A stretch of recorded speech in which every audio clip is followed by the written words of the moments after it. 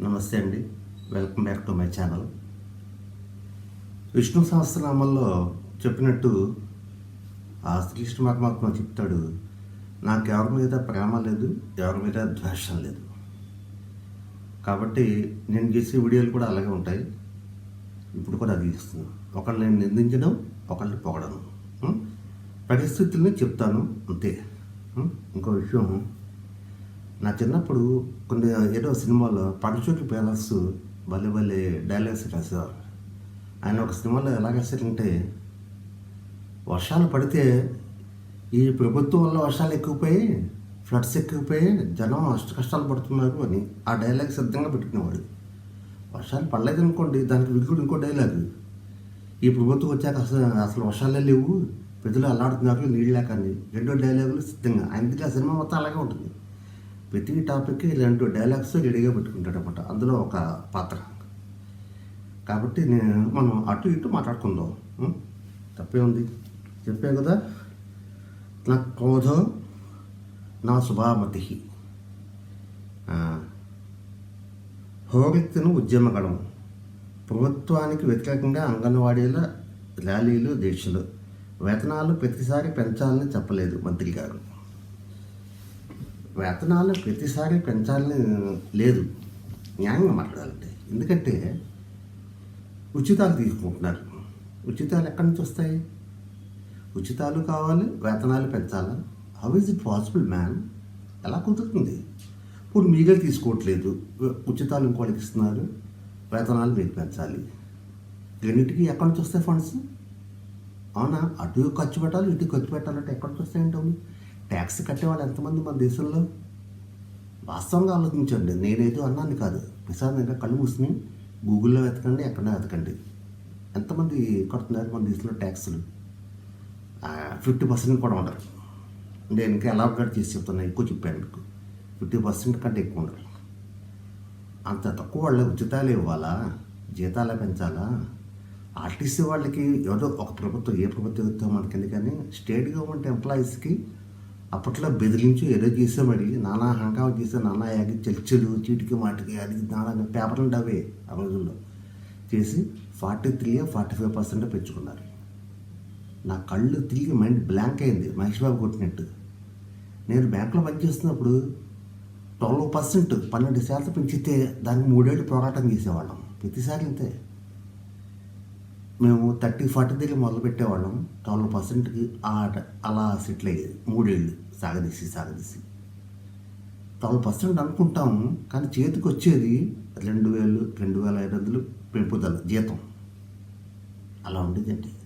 పోనీ మిగిలింది పిఎఫ్లో పడుతుందంటే అది లేదండి, వాటికి వీటికి సర్దేస్తారు. అది నేను I'm not blaming anybody and I'm not praising anybody, నాకు అవసరం లేదు. కాబట్టి ఏపీ స్టేట్ గవర్నమెంట్కి 43-45% పెంచారు అప్పట్లో. వాళ్ళని చూసి ఏపీఎస్ఆర్టీసీ వాళ్ళు మొదలెట్టారు, వాళ్ళకి అంతే పెంచారు. పేపర్లో వచ్చింది, వార్త వచ్చింది. ఆ వాస్తవం నిజంగా ఎంత ఇచ్చారు అనేది నాకు అనవసరం. పేపర్లో వచ్చింది, మీడియాలో వచ్చింది. ఆ తర్వాత ఎలక్ట్రిసిటీ డిపార్ట్మెంట్ వాళ్ళు కూడా మొదలుపెట్టారు, వాళ్ళకి ఇచ్చారు 43-45. ఏంటిది 43-45% శాలరీ హైకా, మళ్ళీ ఉచితాలా? ఒక విషయం చెప్తాను, ఉచితాలు ఎంతకాలం అండి? మన దేశం 75 ఏళ్ళు అయింది స్వాతంత్రం వచ్చి, డెవలప్ అవ్వలేదు. మనం అడుగు తింటాం ఇంకాను. ఎంతకాలం అంటే ఉచితాలు? మోడీ గారేమో ఒక పక్కన మన ప్రపంచంలో 3వ ఆర్థిక వ్యవస్థ అయిపోయింది ఆహోహో అని చెప్పి అంటున్నారు. ఆయన ఇస్తున్నారు ఉచితాలు. 3వ ఆర్థిక వ్యవస్థకి అంత బలమైన దేశంగా ఎదిగినప్పుడు ఉచితాలు ఎందుకండి ఇంకాను? అంత డెవలప్ నేషన్ కదా, అంత ఇన్కమ్స్ బాగున్నాయి కదా, ప్రజలందరూ అంత రిచ్గా ఉన్నారు కదా, ఎందుకంటే ఇంక ఉచితాలు? ఎంతకాలంలో ఉచితాలు? ఇంకో 100 ఏళ్ళైనా ఉచితమేనా? నాకేం అర్థం కావట్లా. నగరాల్లో దుర్గంధం, కార్మికుల సమ్మెత భారీగా పేరుకుపోతున్న వ్యర్థాలు. నిజమేనండి, వాళ్ళు కూడా జీతాలు పెంచాలేమో మరి. ఇప్పుడు అఫ్కోర్స్ ఎంప్లాయీస్ అన్నాక జీతాలు పెంచమని అడుగుతారు. అడగడం వాళ్ళ ఇది, ఇవ్వడం ఇవ్వకపోవడం ఎంత పెంచాలో అనేది ప్రభుత్వం చూసుకుంటుంది. బీసీలకు ప్రత్యేక మేనిఫెస్టో ఉంటున్నారు. Okay, I'm not coming any public figure or any individual. మనం వ్యవస్థ గురించి మాట్లాడుకుంటున్నాం. మోడీ గారు తెలంగాణలో బీసీ ముఖ్యమంత్రిని చేస్తానని అన్నారు. అవునండి, పాపం ఆయన ఎవరు మందకృష్ణ గారిని అనుకుంటాను, ఆయనే అనుకుంటాను. నాకు పేర్లు కొంచెం కన్ఫ్యూజ్ అవుతాం మనుషులకి. ఆయన మీటింగ్ కూడా వెళ్ళారు మోడీ గారు, వాళ్ళందరూ వేదిక మీద కూర్చున్నారు. ఆయన పాపం దుఃఖపర్యంతం అయిపోయి మమ్మల్ని ఎవరు పట్టించుకోలేదంటే నాకు కూడా కన్నీళ్ళు తిరిగాయి ఆయన చూస్తాను. ఇంటరా పాపం ఎంత అడగదక్కడం కానీ సమాజంలో వెళితే వాళ్ళ కష్టాలు లేకపోతే ఓకే, దట్స్ ఇట్ డిఫరెంట్. బీసీలు ముఖ్యమంత్రి చేస్తాను అన్న మంచి స్టేట్మెంట్ ఇది, చాలా సాహసోపేతమైన స్టేట్మెంట్. కానీ ఎన్ని సీట్లు వచ్చాయండి మోడీ గారికి? బీసీలు ప్రత్యేక మేనిఫెస్టో అంటే ఒరిగేది ఏమైనా ఉంటుందా? ఆల్రెడీ ప్రూవ్ అయింది అక్కడ. ఐ డోంట్ థింక్ సో అంటే ఇలా ఉంటాయండి. మళ్ళీ ఇంకా కొన్ని చూద్దాం. వింతల విశేషాలు. మన ప్రపంచం చాలా వింతగా ఉంటుందండి. ఆ వింతల్లో మనం ఒక వింత చూద్దాం, ఎంజాయ్ చేద్దాం. అంతకన్నా ఏం చేయలేం కదా మనం. మన వ్యవస్థను మార్చలేము, వ్యక్తులను మార్చలేము, ఎంజాయ్ చేస్తూ కూర్చుంటాం. అదేదో సినిమాలో బ్రహ్మానందం అంటాడు, ఇప్పుడు నేను ఒక ప్రేక్షకుడిని, వీటిలో ఎంటర్టైన్ చేయండి అంటాడు. అదే బెస్ట్ అండి. ప్రజల సొమ్ముతో వైకాపా సంక్రాంతి సంబరాలు. ప్రజల సొమ్ముతో అంటారు, మరి వాళ్ళ జేబులో చేస్తారా ఏంటి? ఎవడైనా ఏ ప్రభుత్వం అయినా, ఈయన కాదు ఎవడైనా సరే వాళ్ళ జేబులో చేస్తారా? ప్రజలు ట్యాక్సులు కడతారు. సంక్రాంతి సంబరాలు వాళ్ళ ఇంట్లో చేసుకోవట్లేదు కదా, ప్రజలకే చేస్తున్నారు కదా. ఇప్పుడు మా ఊళ్ళో నంది ఉత్సవాలు జరుగుతున్నాయి, నంది నాటకోత్సవాలు.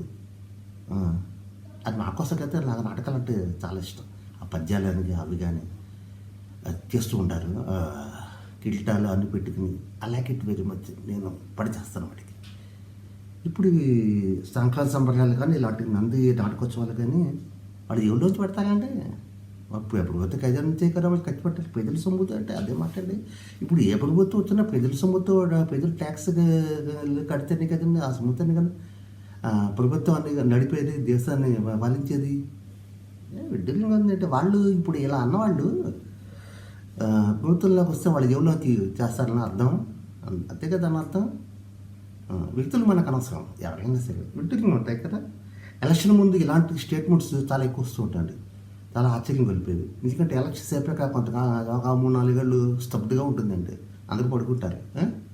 ఎలక్షన్స్ దగ్గరికి వస్తుంటే ఎంత స్లోగన్స్ భలే ఉంటుందండి. సమ్మెలో పాల్గొన్న గ్రామ వాలంటీర్ల తొలగింపు. గ్రామ వాలంటీర్లు, I don't know what they do, what is their job specification and what is their application. వాళ్ళకి ఇందాక చెప్పినట్టు మున్సిపాలిటీ వర్కర్స్. నేను అనుకోవడం, ఒకప్పుడు నేను బ్యాంకులో పనిచేసినప్పుడు అంటే మొదట్లో లేదు కానీ తర్వాత అది కూడా ఎమర్జెన్సీ సేవల్లో కలిపారండి. దేశానికి కొన్ని పటిష్టంగా ఉండాలండి. అవి స్ట్రైకులు పెడితే ఇప్పుడు పోలీస్ వ్యవస్థ ఒకటి, మిలిటరీ, వీళ్ళు స్ట్రైకులు వెళ్ళకూడదండి. అంటే అఫ్కోర్స్ వాళ్ళకి చట్టాలు ఉన్నాయి, వెళ్ళకూడదని చట్టాలు ఉన్నాయి. పెడితే అది క్రిమినల్ అవుతుంది, యాంటీ నేషనల్ అవుతుంది, దేశద్రోహం కింద కూడా వస్తుంది. మరి అలాంటి కొన్ని ఎమర్జెన్సీ సర్వీసెస్ డాక్టర్లు కూడా అప్పుడప్పుడు చూస్తుంటారు, జోడాలు అంటూ ఉంటారు. Of course they should learn something more, ఎందుకంటే వాళ్ళు కూడా బాధ్యత అడిగి ప్రయత్నించాలి. ఓకే, అది డిఫరెంట్, మనకు అవసరం. ఇప్పుడు మేము బ్యాంకులో పనిచేస్తున్నప్పుడు ఎమర్జెన్సీ సర్వీసెస్లో కలిపారని అన్నారు. అది చట్టం చేసి గెజెట్ విడుదలైందో లేదో మాకు తెలియదు. కానీ మా అందరికీ మేము అనుకున్న వచ్చేసింది, స్ట్రైకులు ఇష్టం వచ్చినట్టు చేయకూడదు. ఎందుకంటే బ్యాంకులు అంటే దేశానికి వెన్నుముక లాంటిది, చీటి మాటికి స్ట్రైకులు చేయకూడదు. అంటే నేను రిటైర్ అయిపోయాను కాబట్టి ఇలా మాట్లాడుతాను కాదండి. స్ట్రైకులు తగ్గించారండి, ముందు పంతలేవండి. ఇప్పుడు మీకే తెలుసు, పబ్లిక్ మీకు నాకు ఎక్కువ తెలుసు. నేను చెప్పేది ఉంది, నేను కవర్ చెప్పి మిమ్మల్ని మాయం చేయలేను కదా. అలాగే ఈ మున్సిపల్ వర్కర్స్ వీళ్ళు చిటిపాటి సైకిల్ చేస్తుంటే వీళ్ళు అంటారు మళ్ళీను కరోనా 2వ విడత వచ్చింది, అది వ్యాపిస్తుంది, చాలా ప్రమాదం అని. పారిశుభ్యం లేకపోతే కరోనా మరి వ్యాపించదారండి. బాధ్యతగా ప్రవర్తించాలిగా మీరు కూడాను. సమయం చూసి ఏంటి మీరు ఒక అండర్స్టాండింగ్ అండి. ప్రజల జీవితాలతో చెలగాట ఆడుకుని ఇలాంటప్పుడు ఎక్కడికక్కడ చెత్త పెరిగిపోతే ఎలాగండి? మన దేశానికి మరి అందరూ హెల్తీగా ఉండాలి కదండి. మీరు ఇలా చేస్తే గౌరవం ఉంటుందండి, ఎవరి సపోర్టు ఉండదండి. ఆచరణలో సాధ్యం కాని హామీలతో పారిశుద్ధ్య సంక్షోభం. కరెక్ట్గా పెట్టారు హెడ్డింగ్. ఆచరణలో సాధ్యం కానివి ఓకే, క్యాకెటింగ్ బాయ్. హామీలతో అంటే మీరు తీసుకున్నారు, మీరు అడిగే కొద్దీ వాళ్ళు చేస్తుంటారు వాగ్దానాలు. మీరు అడగడానికి కూడా రీజనబుల్గా ఉండాలి, రీజనబుల్గానే వాళ్ళు ఇచ్చేదానికి రీజనబుల్గా ఉండాలి. వాళ్ళు ఇచ్చేది రీజనబుల్గానే వస్తుంది, ఎందుకంటే వాళ్ళు ఖజానా, బడ్జెట్ ఇది ఒక్కటే కదా, చాలా డిపార్ట్మెంట్లు ఉంటాయి, అన్నీ చూసుకునే వాళ్ళు. మరి పారిశుద్ధ్య సంక్షోభం ఎందుకు వస్తుంది? పారిశుద్ధ్యంలో వస్తే ఇంకేమైనా ఉందండి? వాటర్, ప్యూరిఫైడ్ వాటర్ రావాలండి ట్యాప్లో. ఎక్కడో చెత్త పెరిగిపోతే వాటర్ పైప్కి ఏమన్నా ఒక లీకేజ్ జరిగింది అనుకోండి, ఎక్కడన్నాను కంటామినేటెడ్ వాటర్ వస్తుంది. ఆరోగ్యాలు పడితే మాకు కూడా ఎంత అరవగాడు అవి పెట్టుకున్న ఓఆర్లు పెట్టుకున్న వాడను ఆరోలు నో యూజ్. హెల్త్ పాడైతే ఏముందండి? మీ కుటుంబాలు కూడా ఉంటాయండి, చేసేవాళ్ళ కుటుంబాలు కూడా ఉంటాయి కదండి. అది అందరికీ ఎఫెక్ట్ అవుతుంది. కరోనా టైం మరి జాగ్రత్తగా ఉండాలండి. ప్రస్తుతానికి ఇవి చాలా అండి వాళ్ళకి. అప్పుడప్పుడు ఇలాంటివి చెప్పుకుని గమ్మత్తైన అవసరం ఎంజాయ్ చేద్దాం. Thank you for watching. Please subscribe. ఎలక్షన్ల రోజున స్కూళ్ళకి సెలవిస్తారు కాబట్టి మా అబ్బాయి డిమాండ్ మేరకు ఈసారి నుంచి సంవత్సరానికి ఒకసారి ఎన్నికలు నిర్వహించాలని మా ప్రజాప్రభుత్వం నిర్ణయం తీసుకుంది. సదా మీ సేవలో.